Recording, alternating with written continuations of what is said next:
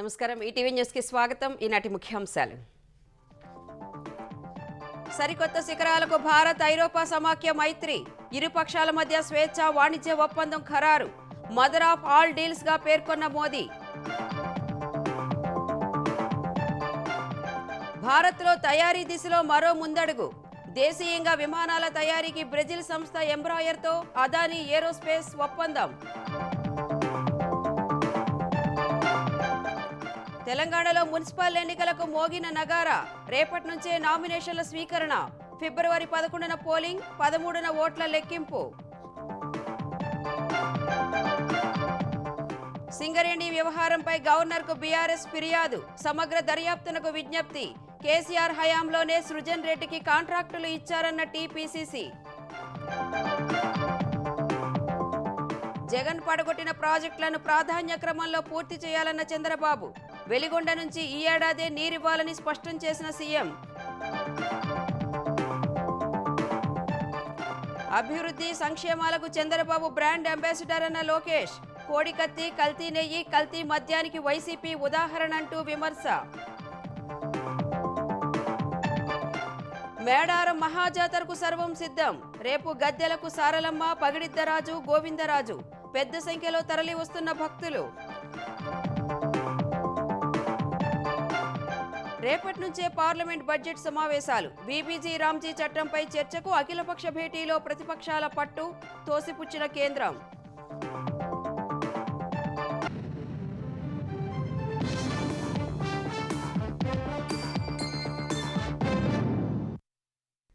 Bharat EU మైత్రీ బంధం సరికొత్త శిఖరాలకు చేరింది. భారత్ 27 దేశాల కూటమి అయిన ఐరోపా సమాఖ్య మధ్య చరిత్రాత్మక స్వేచ్ఛ వాణిజ్య ఒప్పందం కుదిరింది.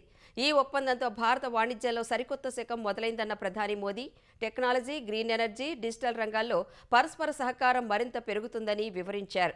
ఈ ఒప్పందాన్ని భారత్, EU దేశాల ఉమ్మడి శ్రేయస్కు బ్లూ ప్రింట్గా ప్రధాని అభివర్ణించారు. అమెరికాతో వాణిజ్య ఒప్పందంపై కసరత్తు సుదీర్ఘంగా సాగడం సహా ట్రంప్ సుంకాల బాధుడు నేపథ్యంలో భారత ఐరోపా సమాఖ్య మధ్య చరిత్రాత్మక స్వేచ్ఛా వాణిజ్య ఒప్పందం కుదిరింది. ఈ మేరకు యూరోపియన్ యూనియన్ నేతలు Antonio Costa, Ursula von der లెయన్తో చర్చల అనంతరం ప్రధాని నరేంద్ర మోదీ ప్రకటించారు. ప్రపంచ జీడీపీలో 25%, ప్రపంచ వాణిజ్యంలో 3వ వంతు వాటా కలిగిన ఈ ఒప్పందాన్ని మదర్ ఆఫ్ ఆల్ డీల్స్ గా ప్రధాని అభివర్ణించారు. ఈ ఒప్పందం వల్ల 140 కోట్ల మంది భారతీయులకు, కోట్లాది మంది యూరోపియన్ అపారమైన అవకాశాలు లభిస్తాయని పేర్కొన్నారు. Britain, European Free Trade Association EFTAతో ఇప్పటికే ఉన్న ఒప్పందాలకు ఇది అదనపు బలాన్ని ఇస్తుందని చెప్పారు. ప్రపంచ సరఫరా గొలుసు మరింత బలోపేతమవుతుందని తెలిపారు. ఈ స్వేచ్ఛ వాణిజ్య ఒప్పందం ద్వారా అంతర్జాతీయ వ్యాపారవేత్తలకు, పెట్టుబడిదారులకు భారత్ పట్ల నమ్మకం మరింత పెరుగుతుందని పేర్కొన్నారు. ఈ ఒప్పందం తయారీతో పాటు సేవా రంగాన్ని కూడా భారీగా విస్తరిస్తుందని మోదీ ఆశాభావం వ్యక్తం చేశారు. వస్త్రాలు, రత్నాలు, ఆభరణాలు, తోలు, పాదరక్షలు వంటి రంగాల వారికి బాగా ఉపయోగపడుతుందని వివరించారు.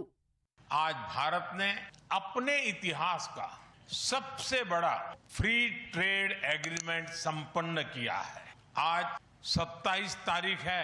आज ही के दिन यूरोपियन यूनियन के 27 देशों के साथ भारत ये FTA कर रहा है. यह एक ऐतिहासिक समझौता हमारे किसानों, हमारे छोटे उद्योगों, इसके यूरोपियन मार्केट तक पहुंच आसान बनाएगा, मैन्युफैक्चरिंग में नए अवसर पैदा करेगा और हमारे सर्विसेज सेक्टर के बीच सहयोग को और प्रबल करेगा. यह FTA भारत और यूरोपियन यूनियन के बीच इन्वेस्टमेंट को बूस्ट करेगा, नई इनोवेशन पार्टनरशिप बनाएगा, सप्लाई चेन को मजबूत करेगा.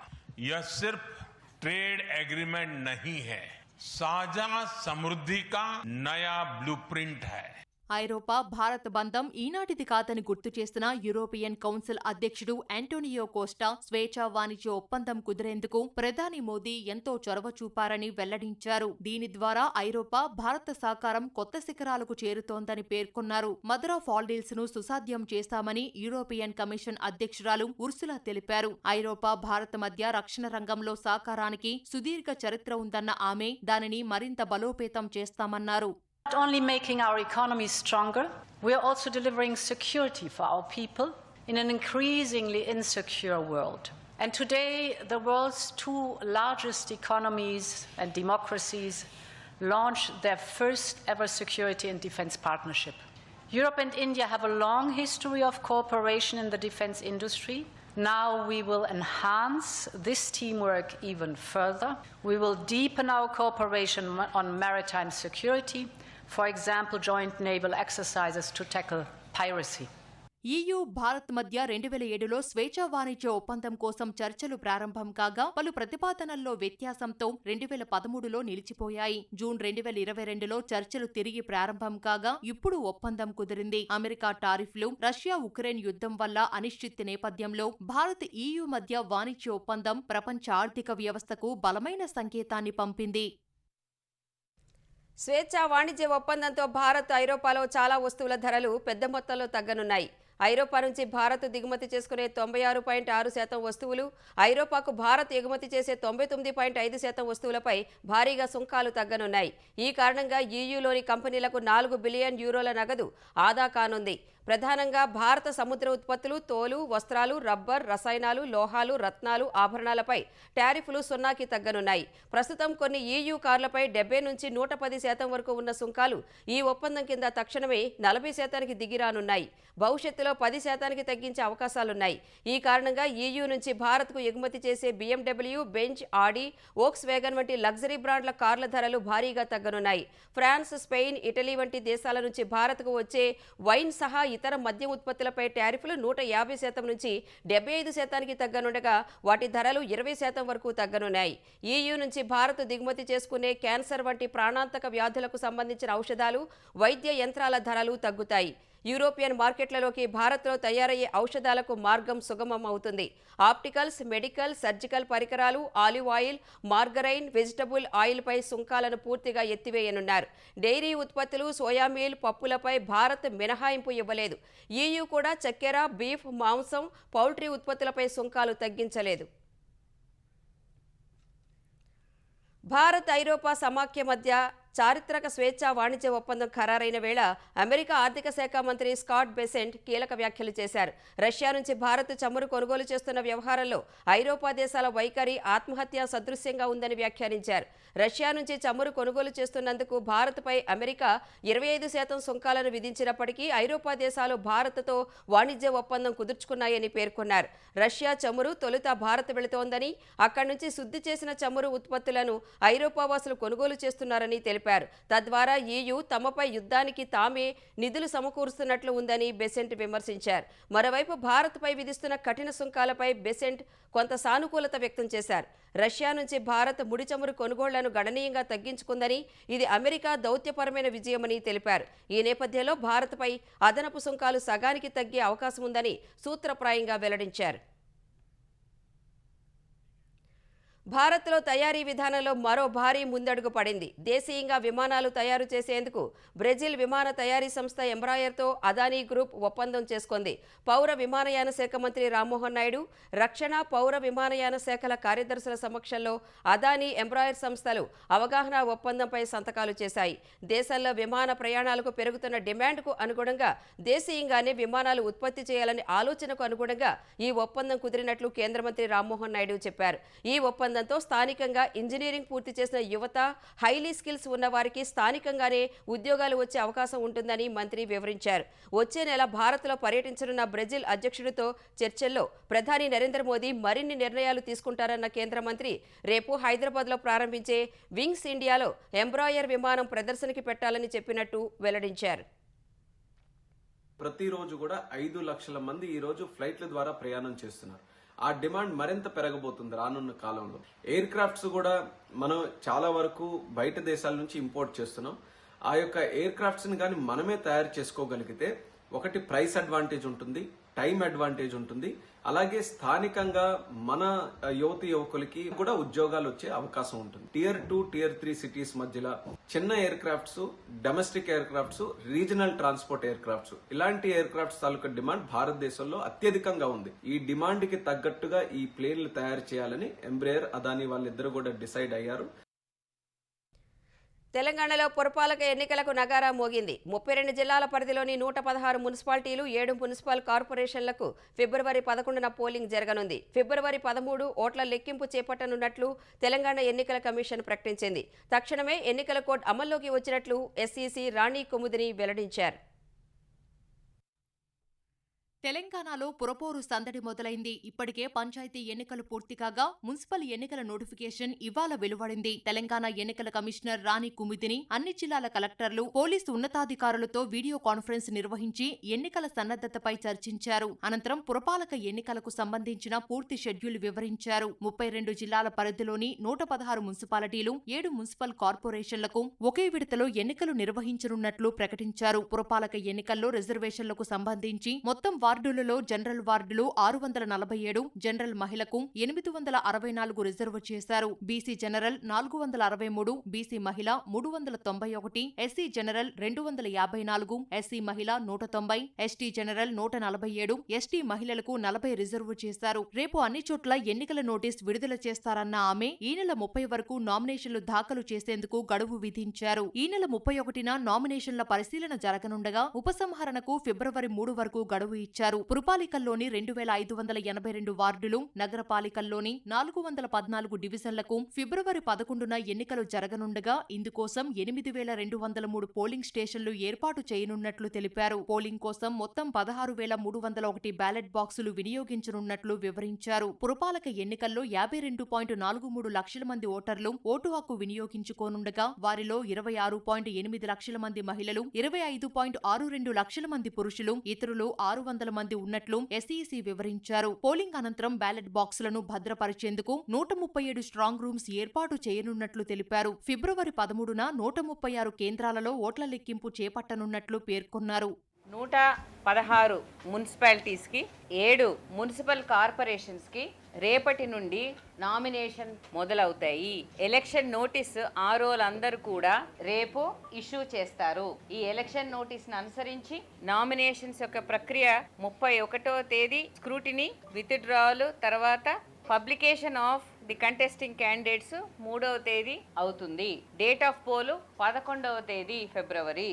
ఏదైనా రీపోల్ కనుక ఉన్నట్టయితే 12వ తేదీ నిర్వహిస్తాము. కౌంటింగ్ 13వ తేదీ 8 గంటల నుండి ఉంటుంది. డిక్లరేషన్ ఆఫ్ రిజల్ట్స్ కూడా కౌంటింగ్ ముగిసిన వెంటనే డిక్లేర్ చేయబడతాయి. పోలింగ్ సందర్భంగా ఎలాంటి అవాంఛనీయ ఘటనలు చోటు చేసుకోకుండా పటిష్ట భద్రతా ఏర్పాట్లు చేస్తున్నట్లు పోలీసు ఉన్నతాధికారులు తెలిపారు. ఫిబ్రవరి 16న municipal chairman, vice chairman, corporation mayor, deputy mayor ఎన్నిక జరుగుతుందని ఎస్ఈసీ చెప్పారు. మేడారం మహాజాతరకు సర్వం సిద్ధమైంది. రేపటి నుంచి 4 రోజుల పాటు జరగనున్న వన జాతరకు రేవంత్ సర్కార్ పెద్ద ఎత్తున ఏర్పాట్లు చేసింది. బుధవారం సాయంత్రం సారలమ్మ, పగిడిద్దరాజు, గోవిందరాజుల రాకతో మహాజాతర మొదలు కానుంది. ఆ తర్వాతి రోజు సమ్మక్క తల్లి గద్దెపై కొలువు తీరనుండగా వనదేవతలతో నిండు జాతర ఆవిష్కృతం కానుంది. మహాజాతరకు నెల రోజుల ముందు నుంచే భక్తుల రద్దీ మొదలైంది. పల్లె పట్నం తేడా లేకుండా పెద్ద సంఖ్యలో వాహనాలు మేడారానికి వరుస కడుతున్నాయి. ఆంధ్రప్రదేశ్, ఛత్తీస్గఢ్, ఒడిషా తదితర రాష్ట్రాల నుంచి భక్తులు పెద్ద ఎత్తున వనదేవతల చెంతకు చేరుతున్నారు. వారాంతాల్లో 8 నుంచి 10 లక్షల మంది భక్తులు తల్లులకు మొక్కులు చెల్లించుకుంటున్నారు. జంపన్నబాగులో స్నానాలు ఆచరించి నిలువెత్తు బంగారాన్ని సమర్పిస్తున్నారు. మేడారం మహా జాతరను ప్రతిష్టాత్మకంగా తీసుకున్న ప్రభుత్వం భారీ స్థాయిలో ఏర్పాట్లు చేసింది. ఆలయ అభివృద్ధి, జాతర ఏర్పాట్ల కోసం 251 కోట్ల రూపాయలు వ్యయం చేసింది. మొత్తం 21 శాఖలకు చెందిన 42,027 మంది అధికారులు, సిబ్బంది మేడారం జాతర విధులు నిర్వహించనున్నారు. మరో 2,000 మంది ఆదివాసీ యువత వాలంటీర్లుగా సేవలందించారు. మొబైల్ నెట్వర్క్కు ఎలాంటి అంతరాయం లేకుండా 27 శాశ్వత టవర్లతో పాటు 33 మొబైల్ టవర్లను, 450 వేరీ హై ఫ్రీక్వెన్సీ సెట్లను ఏర్పాటు చేశారు. జాతరకు ఉపయోగపడే కొత్త రోడ్లు, మరమ్మతులు, కలవట్టులతో రవాణా వ్యవస్థను బలోపేతం చేశారు. ఉద్యాన పంటల ఉత్పత్తుల్లో ప్రపంచంలోనే అతిపెద్ద క్లస్టర్గా రాయలసీమ, ప్రకాశం, మార్కాపురం జిల్లాలను అభివృద్ధి చేయాలని సీఎం చంద్రబాబు అధికారులకు సూచించారు. అందుకు అనుగుణంగా ప్రణాళికలు చేపట్టాలని ఆదేశించారు. ఆయా జిల్లాల్లో 500 లక్షల మెట్రిక్ టన్నుల ఉత్పత్తులను పండించడమే లక్ష్యంగా కార్యాచరణ సిద్ధం చేయాలన్నారు. జగన్ ప్రభుత్వం పడగొట్టిన ప్రాజెక్టులను, పెండింగ్ ప్రాజెక్టులను ప్రాధాన్యతా క్రమంలో పూర్తి చేయాలని దిశానిర్దేశం చేశారు. ఆంధ్రప్రదేశ్లోని 10 జిల్లాలను ఉద్యాన రంగానికి కేంద్ర బిందువుగా చేపట్టే సమీకృత అభివృద్ధి ప్రణాళికలపై సీఎం కార్యాలయంలో మంత్రులు, ఉన్నతాధికారులతో సీఎం చంద్రబాబు సమీక్ష నిర్వహించారు. పూర్వోదయ, సాస్కి రాష్ట్ర ప్రభుత్వ నిధుల వినియోగంలో సమన్వయం చేస్తూ అభివృద్ధి కార్యక్రమాలు చేపట్టాలని అధికారులను సీఎం ఆదేశించారు. రాయలసీమ, ప్రకాశం, మార్కాపురం జిల్లాల్లోని ఇరిగేషన్ ప్రాజెక్టులను త్వరితగతిన పూర్తి చేయాలని సూచించారు. ప్రాధాన్యత క్రమంలో ప్రాజెక్టుల పనులు చేయాలని తెలిపారు. వెలుగొండ ప్రాజెక్టు నిర్మాణాన్ని ఈ ఏడాదిలో పూర్తి చేయాలని స్పష్టం చేశారు. గత ప్రభుత్వం నిర్లక్ష్యం వల్ల కొట్టుకుపోయిన అన్నమయ్య ప్రాజెక్టు నిర్మాణానికి ప్రణాళికలు సిద్ధం చేయాలన్నారు. గాలేరు, నగరి ప్రాజెక్టు ద్వారా కృష్ణా జలాలను కడప వరకు తీసుకెళ్లే అంశంపై దృష్టి సారించాలన్నారు. పోలవరం ఎడమ కాలువ పనులు పూర్తయితే గోదావరి జలాలను ఉత్తరాంధ్ర వరకు తీసుకువెళ్లవచ్చన్న సీఎం ఈ కాలువతో పోలవరం, వంశాధార నదుల అనుసంధానం చేయవచ్చన్నారు. 10 జిల్లాల్లో ప్రాధాన్యత క్రమంలో రూపొందించిన ఇరిగేషన్ ప్రాజెక్టుల జాబితాలో Veligonda, Korisepadu lift irrigation scheme, Paleru reservoir, Mallimadugu lift reservoir, Sri Balaji reservoir, Kuppam branch canal ముందు వరుసలో ఉన్నాయి. రాయలసీమ ఉద్యాన ఉత్పత్తుల్లో దేశంలోనే అగ్రస్థానంలో ఉందని, అలాగే ప్రపంచంలోనే అతిపెద్ద క్లస్టర్ గా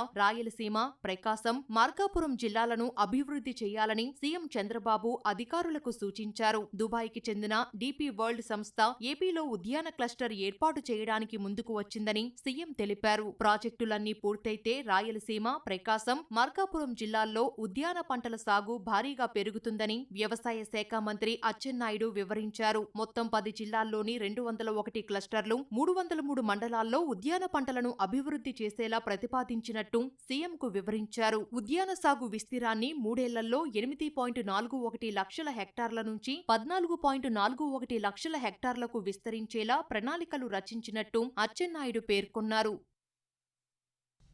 ఆంధ్రప్రదేశ్లో స్త్రీ శక్తి పథకం మరింత సమర్థంగా అమలు చేసేందుకు ఏపీఎస్ఆర్టీసీ మరిన్ని చర్యలు చేపట్టింది. ఈ మేరకు సంస్థలో ఖాళీగా ఉన్న డ్రైవర్, కండక్టర్ పోస్టులు భర్తీ చేసేందుకు రంగం సిద్ధం చేస్తోంది. ప్రస్తుతం ఖాళీగా ఉన్న 7,673 రెగ్యులర్ పోస్టుల నియామకానికి అనుమతించాలని ఏపీఎస్ఆర్టీసీ ప్రభుత్వాన్ని కోరింది. ఇందులో 3,673 డ్రైవర్ పోస్టులు, 1,813 కండక్టర్ పోస్టులు సహా ఇతర ఖాళీలు ఉన్నాయి. ఆన్ కాల్ డ్రైవర్ల రోజువారీ వేతనాన్ని 800 రూపాయల నుంచి 1,000 రూపాయలకు పెంచాలని నిర్ణయించారు. డబుల్ డ్యూటీ చేసే కండక్టర్లకు ఇచ్చే మొత్తాన్ని 900 రూపాయలకు పెంచారు. సీఎం చంద్రబాబు ఆదేశాల మేరకు కొత్త ఎలక్ట్రిక్ బస్సులను వీలైనంత త్వరగా రోడ్డెక్కించేందుకు ప్రయత్నాలు ముమ్మరం చేసినట్లు ఆర్టీసీ చైర్మన్ కొనకళ్ళ నారాయణరావు తెలిపారు. సంక్షేమం, అభివృద్ధికి చంద్రబాబు బ్రాండ్ అంబాసిడర్ అయితే టీమ్ 11 కోడికత్తి, కల్తీ నెయ్యి, కల్తీ మద్యానికి బ్రాండ్ అంబాసిడర్ అని తెలుగుదేశం జాతీయ ప్రధాన కార్యదర్శి మంత్రి నారా లోకేష్ విమర్శించారు. పార్టీ కేంద్ర కార్యాలయం ఎన్టీఆర్ భవన్లో పార్లమెంటరీ కమిటీలకు శిక్షణా తరగతులకు హాజరైన నేతలను ఉద్దేశించి లోకేష్ మాట్లాడారు. కూటమి ప్రభుత్వం ఇచ్చిన హామీలన్నీ పద్ధతి ప్రకారం నెరవేర్చుతున్నామని చెప్పారు. చేసిన పనులను చెప్పుకోవాల్సిన బాధ్యత అందరిపైన ఉందన్న ఆయన మారుతున్న కాలానికి అనుగుణంగా పార్టీలో మార్పులు రావాలని సూచించారు. కూటమిలో విడాకులు, మిస్ఫైర్లు ఉండకూడదని లోకేష్ పునరుద్ఘాటించారు. చిన్న విభేదాలు ఉన్నా సరిదిద్దే బాధ్యత అధినాయకత్వం తీసుకుంటుందన్నారు. పార్టీ సొంతిల్లు, ప్రభుత్వం అద్దె ఇల్లు అని మంత్రులంతా గుర్తుపెట్టుకోవాలని సూచించారు. ఎన్ని పనులున్నా చంద్రబాబు వారానికి ఒకరోజు పార్టీ కార్యాలయానికి సమయం కేటాయిస్తున్నారని చెప్పిన లోకేష్ మంత్రులు కూడా పార్టీ కార్యాలయానికి రావాలని సూచించారు. 3 పార్టీలు మనందరం ముందరికెళ్లాలని ఈ సభాముఖంగా కోరుతున్నాం. కూటమి అన్నప్పుడు చిన్న సమస్యలు ఉంటాయి, విభేదాలు వస్తాయి, కాదని నేను అనట్లా. కూటమిలో వస్తున్న చిన్న సమస్యలు, విభేదాలు ఏమున్నా కూడా వాళ్ళ పార్టీ నాయకుల్ని పిలవాలి, కూర్చోబెట్టాలి, ఆ సమస్యలు మీరు పరిష్కరించాలి. అన్ని మీరు చేయలేకపోవచ్చు. జోనల్ కోఆర్డినేటర్ ఉన్నారు, రాష్ట్ర పార్టీ అధ్యక్షులు ఉన్నారు, దాని తర్వాత నేను కూడా ఇన్వాల్వ్ అవుతా. కానీ మనకి విడాకులు లేవు, క్రాస్ ఫైర్ లేవు, కలిసిగట్టుగా ముందరికి వెళ్ళాలని ఈ సభాముఖం ఇక్కడ ఉన్న మిమ్మల్ని అందరు నేను కోరుతున్నాం. ఎన్టీఆర్ భవన్లో జరిగిన పార్లమెంట్ కమిటీ వర్క్షాప్లో ముఖ్యమంత్రి చంద్రబాబు ఓ సాధారణ కార్యకర్తగా పాల్గొన్నారు. ఈ వర్క్షాప్ జరిగిన గదుల్లోకి వెళ్లిన ఆయన చివరి సీట్లో కూర్చుని శిక్షణా తరగతులను విన్నారు. అందరూ చెప్పేది శ్రద్ధగా విని వర్క్షాప్ జరుగుతున్న విధానాన్ని పరిశీలించారు. మొత్తం 25 పార్లమెంటు కమిటీల నుంచి 1050 మంది సభ్యులు పాల్గొన్న ఈ వర్క్షాప్లో 4.5 దశాబ్దాల పార్టీ ప్రయాణం, పార్టీ సిద్ధాంతం, క్యాడర్ మేనేజ్మెంట్, కార్యకర్తలకు ప్రాధాన్యంపై చర్చించారు. కూటమి ప్రభుత్వ పథకాలు, అభివృద్ధి కార్యక్రమాలు, విజన్ ప్రణాళికలు, అన్ని ప్రాంతాల సమగ్ర అభివృద్ధిపై జరిగిన వర్క్షాప్నకు చంద్రబాబు హాజరయ్యారు. తరువాత పార్టీ విధానాలు, ఆలోచనలు, సిద్ధాంతాలపై మాట్లాడిన ఆయన కూటమి ప్రభుత్వ విజయాలు, భవిష్యత్ ఆలోచనలు వివరించారు. కార్యకర్తే అధినేత అనే పార్టీ సిద్ధాంతానికి కట్టుబడి అంతా పనిచేయాలని చంద్రబాబు సూచించారు. ఆంధ్రప్రదేశ్లో డ్రగ్స్పై దండయాత్ర పేరుతో మహిళా పోలీసులు విజయవాడలో సైకిల్ యాత్ర చేపట్టారు. ఈ సైకిల్ యాత్రను హోంమంత్రి వంగలపూడి అనిత, వైద్య ఆరోగ్య శాఖ మంత్రి సత్యకుమార్ యాదవ్ సహా పలువురు నేతలు, అధికారులు ప్రారంభించారు. డ్రగ్స్ మహమ్మారిగా తయారై యువతను పీడిస్తుందని సత్యకుమార్ యాదవ్ తెలిపారు. డ్రగ్స్కు వ్యతిరేకంగా ఈ యాత్రను మహిళలు చేపట్టడం శుభ పరిణామమన్నారు. హెల్దీ, వెల్దీ, హ్యాపీ సమాజం కోసం అందరూ సహకరించాలని కోరారు. పోలీసులు డ్రగ్స్పై దండయాత్ర చేస్తున్నారని అనిత తెలిపారు. 2019లో కుటీర పరిశ్రమల్లా గంజాయిని పండించారన్న హోంమంత్రి, కూటమి ప్రభుత్వం అధికారంలోకి వచ్చాక 1,00,000 కిలోల గంజాయిని ధ్వంసం చేసినట్లు వెల్లడించారు. సింగరేణిలో జరిగిన బొగ్గు కుంభకోణంపై దర్యాప్తు జరిపించి బాధ్యులపై తగిన చర్యలు తీసుకోవాలని బీఆర్ఎస్ నేతలు తెలంగాణ గవర్నర్ జిష్ణుదేవ్ వర్మను కలిసి విజ్ఞప్తి చేశారు. లోక్ భవన్లో గవర్నర్ను కలిసిన బీఆర్ఎస్ నేతల బృందం ఆయనకు సింగరేణి బొగ్గు స్కామ్కు సంబంధించిన ఆధారాలు అందించినట్టు తెలిపింది. మొత్తం వ్యవహారంపై సమగ్ర దర్యాప్తు జరిపించేలా చర్యలు తీసుకోవాలని గవర్నర్ను కోరింది. కుంభకోణాన్ని బట్టబయలు చేశాక కాంగ్రెస్ పాలకుల గుండెల్లో రైళ్లు పరిగెడుతున్నాయని బీఆర్ఎస్ కార్యనిర్వాహక అధ్యక్షుడు కేటీఆర్ విమర్శించారు. సింగరేణి విషయంలో కాంగ్రెస్ ప్రభుత్వం శ్వేతపత్రం విడుదల చేయాలని డిమాండ్ చేశారు. కాంట్రాక్టులకు సంబంధించి కొన్ని సంస్థలనే ఎందుకు ఎంచుకుంటున్నారని ప్రశ్నించారు. ఇందులో రింగ్ మాస్టర్ సృజన్ రెడ్డి అనే వ్యక్తి ముఖ్యమంత్రి బావమరిది అవునా కాదా అని మేము అడిగితే ఇంతవరకు సమాధానం రాదు. నైనీలో కూడా గతంలో 2021లో 2022లో 2 సార్లు మా ప్రభుత్వం ఉన్నప్పుడు కూడా టెండర్లు పిలిచాం. కానీ ఆ రోజు ఈ సైట్ విజిట్ సర్టిఫికెట్ అనే నిబంధన లేదు. మరి ఈ రోజు టీఆర్ఎస్ ప్రభుత్వంలో అవసరం లేని కాంగ్రెస్ ప్రభుత్వంలో ఈ నిబంధన ఎందుకు అవసరం వచ్చింది? అట్లాగే సోలార్ పవర్ స్కామ్ గురించి కూడా మేము బయట పెట్టాం. భారతదేశంలో ఎక్కడైనా మెగావాట్ కు 2.5 నుంచి 3 కోట్లలో ఇవాళ సోలార్ లో నిర్మాణం జరుగుతూ ఉన్నది. ఒక్క తెలంగాణలో మాత్రమే 7 కోట్లు ఎందుకు అవుతున్నది? మేము నిలదీస్తే ఇంతవరకు సమాధానం లేదు. అన్నదమ్ముల దోపిడి సరిపోవట్లేదంట. ఇప్పుడు బావమరిది గారి కళ్ళల్లో ఆనందం కోసం సింగరేణిని ఆయనకు గుత్తకు రాసిచ్చిండు. బీఆర్ఎస్ గురించి కల్వకుంట్ల కవిత మాట్లాడేవన్నీ నిజాలేనని టీపీసీసీ అధ్యక్షుడు మహేష్ గౌడ్ అన్నారు. కవిత వ్యాఖ్యలపై బీఆర్ఎస్ నేతలు ఏం సమాధానం చెబుతారని ఆయన నిలదీశారు. ఉపేందర్ రెడ్డి అల్లుడు సృజన్ రెడ్డిని పెంచి పోషించిందే కవిత, హరీష్ రావు అన్న మహేష్ గౌడ్ కాంగ్రెస్లో గెలిచిన ఉపేందర్ రెడ్డిని బీఆర్ఎస్లో చేర్చుకున్నారని తెలిపారు. సృజన్ రెడ్డికి కాంట్రాక్టులు గత బీఆర్ఎస్ ప్రభుత్వమే ఇచ్చిందని పేర్కొన్నారు. ఇదే సమయంలో సోషల్ మీడియాలోనే బీఆర్ఎస్ ఉందన్న మహేష్ గౌడ్ కార్పొరేషన్ ఎన్నికలకు ఆ పార్టీకి అభ్యర్థులు కరువయ్యారని తెలిపారు. తెలంగాణలో బీజేపీ పుంజుకునే అవకాశం లేదన్న టీపీసీసీ అధ్యక్షుడు ఆ పార్టీ అధికారంలోకి వచ్చే స్థితిలో లేదన్నారు. మున్సిపల్ ఎన్నికల తర్వాతే నామినేటెడ్ సహా పార్టీలో పదవులు భర్తీ ఉంటుందని మహేష్ గౌడ్ స్పష్టం చేశారు. సింగరేణి కార్మికుల సంక్షేమానికి తెలంగాణ ప్రభుత్వం పెద్దపీట వేస్తోందని ఉప ముఖ్యమంత్రి భట్టి విక్రమార్క తెలిపారు. అధికారులతో సమానంగా కార్మికులకు సౌకర్యాలు, ఉద్యోగుల పేరు మార్పుల సమస్యకు పరిష్కారం చూపుతామని ఓ ప్రకటనలో పేర్కొన్నారు. కార్మికుల సొంతింటి కల సాకారం చేస్తామన్న ఆయన కోల్ ఇండియా నిబంధన మేరకు సింగరేణిలో అధికారులు, కార్మికులకు సౌకర్యాల కల్పనకు సంబంధించి ఓ కమిటీని ఏర్పాటు చేస్తామని స్పష్టం చేశారు. దేశంలో ఎక్కడా లేని విధంగా సింగరేణి ఉద్యోగులందరికీ ₹1,25,00,000 ప్రమాద బీమా సౌకర్యాన్ని కల్పించినట్టు వివరించారు. కారుణ్య నియామకాల్లో వారసుల గరిష్ట వయోపరిమితిని 35 ఏళ్ల నుంచి 40 ఏళ్లకు పెంచుతూ నిర్ణయం తీసుకున్నామన్నారు. ప్రభుత్వం కొలువుదీరిన రోజు నుంచి సింగరేణిలో 2,539 పోస్టులు భర్తీ చేశామని అన్నారు. క్యాత్ ల్యాబ్ల ద్వారా సింగరేణి ఆసుపత్రులను సూపర్ స్పెషాలిటీగా మార్చేందుకు చర్యలు చేపట్టామని తెలిపారు. సింగరేణి చరిత్రలో 2024-25లో అత్యధికంగా ₹6,394 కోట్ల లాభాలు సాధించామని పేర్కొన్నారు. అందులో 34% వాటా ₹802 కోట్లను కార్మికులకు చెల్లించామన్న ఆయన పొరుగు సేవల సిబ్బందికి ₹5,500 చొప్పున లాభాల్లో వాటా చెల్లించామని వివరించారు. పార్లమెంటు బడ్జెట్ సమావేశాలు ఫలవంతంగా జరిగేందుకు సహకరించాలని ప్రతిపక్ష పార్టీలకు కేంద్ర ప్రభుత్వం విజ్ఞప్తి చేసింది. రేపటి నుంచి పార్లమెంటు బడ్జెట్ సమావేశాలు జరగనుండగా ఇవాళ కేంద్రం అఖిలపక్ష సమావేశం నిర్వహించింది.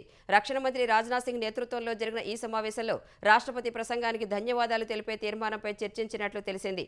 సమావేశంలో పలు విపక్ష సభ్యులు వివిధ అంశాలను ప్రస్తావించగా వాటిని నమోదు చేసుకున్నామని పార్లమెంటరీ వ్యవహారాల శాఖ మంత్రి కిరణ్ రిజిజు తెలిపారు. రేపు పార్లమెంటు సమావేశాలు రాష్ట్రపతి ద్రౌపది ముర్ము ప్రసంగంతో ప్రారంభం కానున్నాయి. కేంద్ర బడ్జెట్ను ఆదివారం నాడు ఆర్థిక మంత్రి నిర్మలా సీతారామన్ ప్రవేశపెట్టనున్నారు. ఫిబ్రవరి 13 వరకు బడ్జెట్ తొలి విడత సమావేశాలు కొనసాగనున్నాయి. తిరిగి మార్చి 9న ప్రారంభం కానున్న పార్లమెంట్ సమావేశాలు ఏప్రిల్ 2న ముగియనున్నాయి. 3 జాతీయ 5 రాష్ట్ర సంబంధిత కీలక అంశాలపై పార్లమెంటు బడ్జెట్ సమావేశాల్లో చర్చించాలని తెలుగుదేశం పార్టీ తరపున కోరినట్లు టీడీపీ పార్లమెంటరీ నేత లావు శ్రీకృష్ణదేవరాయలు వెల్లడించారు. యూరోపియన్ యూనియన్తో జరిగిన స్వేచ్ఛ వాణిజ్య ఒప్పందం, 16 ఏళ్లలోపు పిల్లలకు సోషల్ మీడియా నిషేధం, నేర చరిత్రలో ఎన్నికల్లో పోటీ చేయకుండా నిషేధం వంటి జాతీయ అంశాలపై పార్లమెంటు బడ్జెట్ సమావేశాల్లో చర్చించాలని కోరినట్లు శ్రీకృష్ణదేవరాయలు తెలిపారు. అలాగే అమరావతికి చట్టబద్ధత, పూర్వోదయ పథకం కింద రావాల్సిన నిధులు, నదుల అనుసంధానం, జల్ జీవన్ మిషన్కు రావాల్సిన నిధులు, పొగాకు రైతుల సమస్య వంటి రాష్ట్ర అంశాలపై చర్చించాలని కోరినట్లు వెల్లడించారు.